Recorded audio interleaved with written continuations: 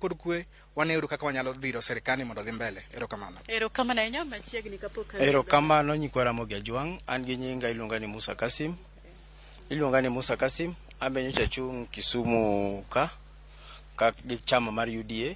Akwayo mana nyikwa Ramogi Ajwang' ni wabeduru gi kwe, wadonjure sirikal. Sirikal ni en president mar William Ruto. En president madhi konyo Kenya te.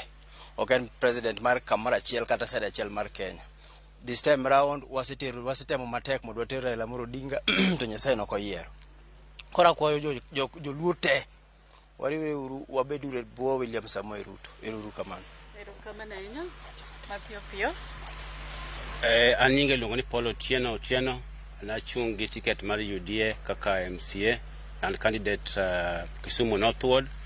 Ago erokamano mokwongo ne joluo kuom bedo gi kwe tok duoko mar ombulu.